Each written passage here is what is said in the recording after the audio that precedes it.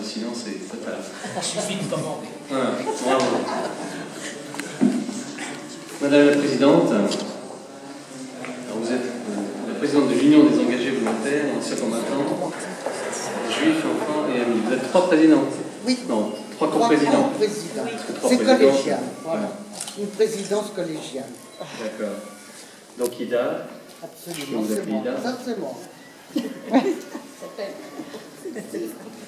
Et donc les présidents François Sulman et Simon Goldman, qui se cache. Il est timide. Voilà, si, il va saluer. Donc je voulais vous saluer. Je voulais aussi saluer Madame l'adjointe maire de Paris. Pardon, excusez-moi. Liliane Capelle, mais non, mais c'est bien. En pleine action. Merci de venir à la mairie du 7e. Monsieur Canuti est là. Il est là. Je ne le voyais pas.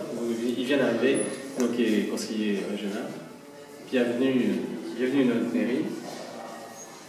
Je vais dire mes chers amis, parce que vous êtes tous en communion, donc même si je ne vous connais pas tous, soyez les bienvenus. Moi, je suis heureux de vous accueillir dans cette mairie pour cette exposition exceptionnelle. En plus, on a de la musique. Et on met les petits plats dans les gros. Dans cette exposition, les Juifs étrangers engagés volontaires dans l'armée française 14-18 et 39-45.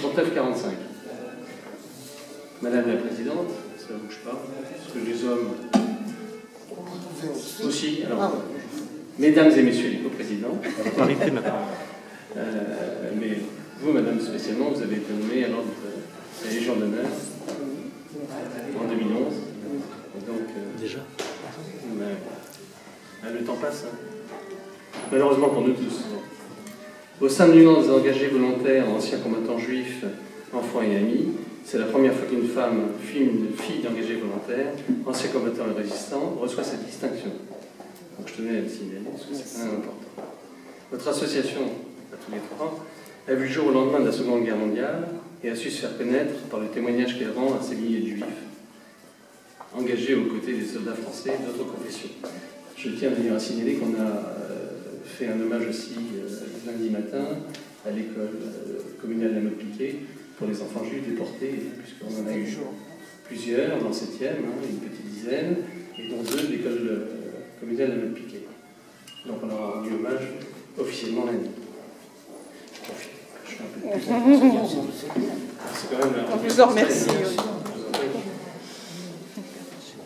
Donc, ces engagés aux côtés des Français et d'autres professions ont voulu combattre. Je fais comme Ramonda.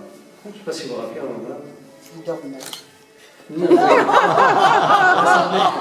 C'est ça, ça C'est la synagogue Copernic. Il avait fait, je pense que vous vous rappelez tous, de la bêtise qu'il avait fait, de l'absus qu'il avait fait.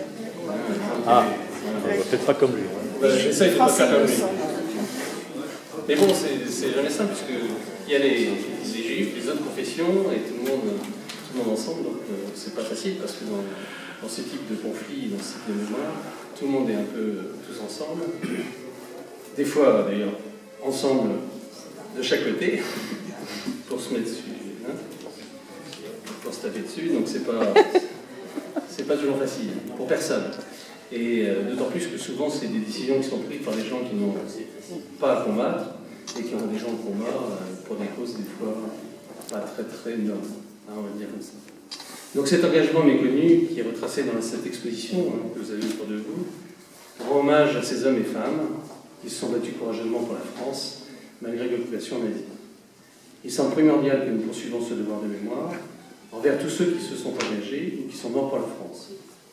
Je tiens également à rendre hommage à Violette Jacquet-Zedlerstein, d'origine juive hongroise, et membre de l'Orchestre des femmes d'Auschwitz, où elle avait été déportée, qui est décédée avant-hier, le 28 janvier, âgée de 88 ans, à l'Institut national des Invalides.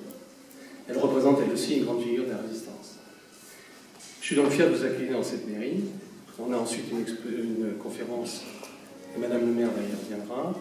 Moi je ne vais pas trop long autour de ça, puisque de toute façon, je pense qu'on connaît tout ce qui s'est passé pendant la guerre, qu'on ne veut surtout pas que ça se reproduise, et que ces événements sont là pour éviter que ces événements justement se reproduisent. Donc moi je voulais vous saluer tous, vous remercier d'être là, profitez de l'exposition, profitez de la mairie, et puis on se voit tout à l'heure pour la conférence. Merci beaucoup. Bonne après-midi.